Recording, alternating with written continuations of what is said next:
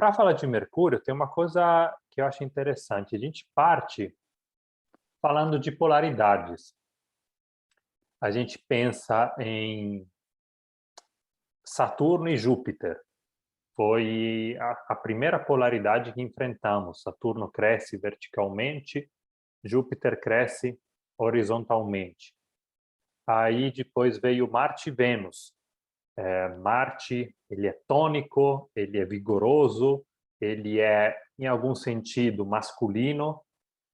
Vênus é equilibrante, é harmônica, harmoniosa. Ela é calmante, relaxante, ela é feminina, ela é sedativa. Tem o Sol e a Lua, uma outra polaridade. Mercúrio, ele fica um pouco fora das polaridades. E isso, às vezes, dificulta a nós entender o que ele é. Porque uma das primeiras chaves, a gente viu isso aqui na Tetractis, né? Uma das primeiras chaves para entender o mundo é dividir o mundo em dois. Um ativo e um passivo, um vertical e um horizontal. Aí, Mercúrio, ele foge um pouco desse esquema. Porque Mercúrio, ele é uma coisa e a outra ao mesmo tempo. Ele é tudo e nada ao mesmo tempo. Então, a característica de Mercúrio é exatamente essa, de não ser nada específico e de ser tudo ao mesmo tempo.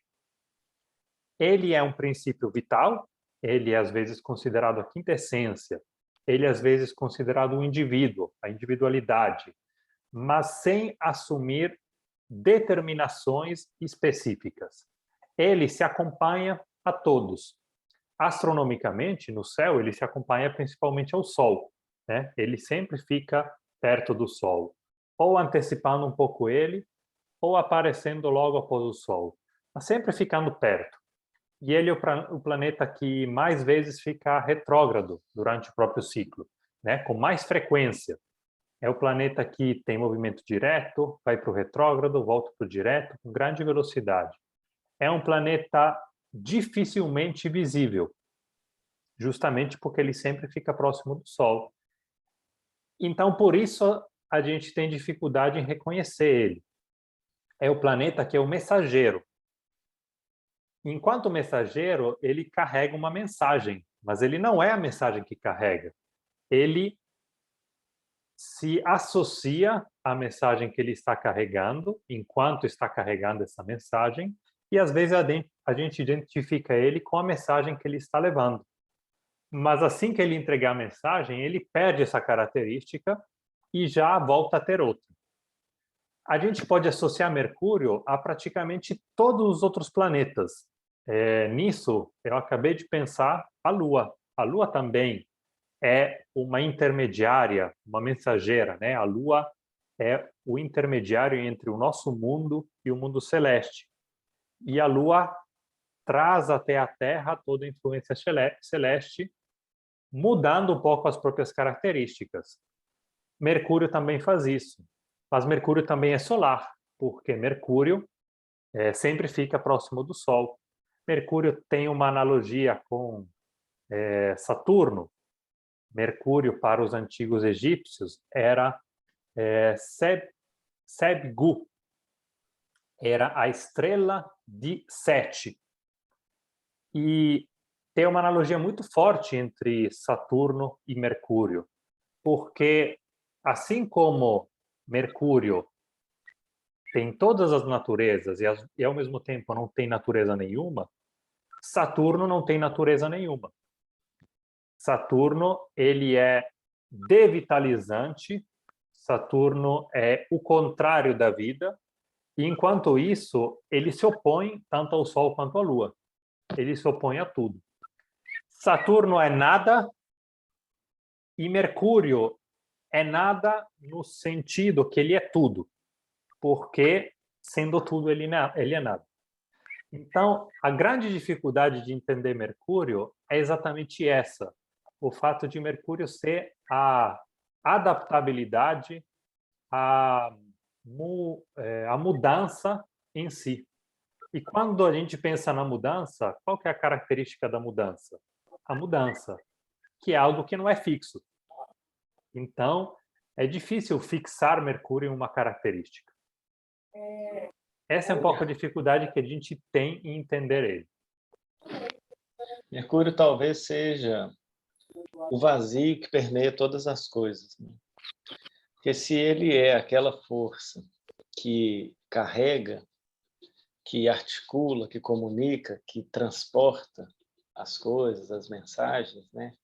Os elementos de troca, ele precisa ser um elemento vazio, né? Ele é o vazio onde cabe a manifestação, onde cabe a matéria, onde cabe o elemento a ser transportado, a ser comunicado, né? Então, quando a gente pensa nessa capacidade dele de ser vazio, é vazio em todos os sentidos, né? É vazio de propriedades, de características, né? Ele é vazio. O Fábio estava falando de Saturno agora há pouco, fico pensando assim, a gente estava até conversando sobre isso, né, ontem, falando da relação entre Saturno e Mercúrio. Saturno marca um limite, né, entre duas realidades. E Mercúrio é a possibilidade do contato entre essas duas realidades limitadas por Saturno. Se não existe Saturno, não existe Mercúrio, porque tudo é uma coisa só. Quando existe um limite entre dois territórios, entre duas fazendas, existe uma cerca mercurial que permite o contato, né? Essa cerca ela é tanto saturnina, que define o limite da Terra, quanto mercurial, que permite a troca, né? Por isso, talvez, os egípcios tenham dado o nome de Mercúrio como a estrela de Sete, né? A estrela de Saturno. Porque Sete era o deus do deserto, que limitava as terras do Egito, né? Eram os limites da terra do Egito. Só que, a partir desse limite, existe um intercâmbio com os outros povos que vivem para lá do deserto, para lá dos limites, né? Então, eles andam juntos, né? Se existe um limite, existe a possibilidade de troca, né? Então, a gente pode pensar em Mercúrio em todos os contextos, né? Mercúrio associado com Marte, Mercúrio associado com Vênus, com Júpiter, como os exemplos que o Fábio deu.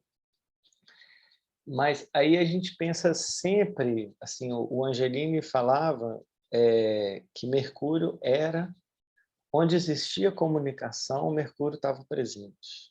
A comunicação é Mercúrio, a troca, o intercâmbio. Então, é pensar na comunicação. Se a gente pensa em Mercúrio associado com Marte, a gente pensa numa comunicação para o exterior, né? É uma expressão, né? Se a gente pensa em Vênus, a gente pensa numa comunicação com o interior, né? Ou uma recepção de comunicação. A gente pensa em Júpiter, é uma comunicação expansiva. Saturno é uma comunicação de limite, contrativa. Então, é sempre uma das palavras-chave, né, para a gente entender esse arquétipo é a comunicação. Qual é o elemento de comunicação? O que carrega a troca, né, o elemento de troca, a mensagem? É esse computador aí. Não é o que eu estou dizendo, né? É o computador que permite a nossa troca. Então, ele é associado muito, né, com as telecomunicações. O telefone, o WhatsApp, o celular, o e-mail, a carta, o pombo-correio, o sinal de fumaça. Os sinais, né, os símbolos, a escrita, né? O Deus Thoth foi quem ensinou a escrita para os seres humanos, né? Através da qual seria possível comunicar as coisas divinas, tanto do céu para a terra, quanto da terra para o céu, né? Então, todo símbolo, né? Por Tem caráter mercurial. por isso se fala que quando o Mercúrio está retrógrado, né? Um planeta está retrógrado quando ele não está indo no movimento direto, natural dele, mas ele está indo em direção contrária, acompanhando mais o movimento da esfera celeste como um todo, acompanhando mais o movimento de rotação terrestre. Ele está seguindo aquele movimento, não está seguindo o próprio movimento. Aí, quando Mercúrio está retrógrado, a comunicação não sai do indivíduo, ela volta para o indivíduo, porque o meio está com algum problema, né? O meio não está fazendo a própria função de meio. Então, a comunicação ela volta um pouco para o indivíduo. Aí se fala que às vezes tem problemas comunicativos, né? A comunicação não sai corretamente do indivíduo para chegar até o destinatário, né? A pessoa que deveria receber a mensagem. Mercúrio é o meio nesse sentido.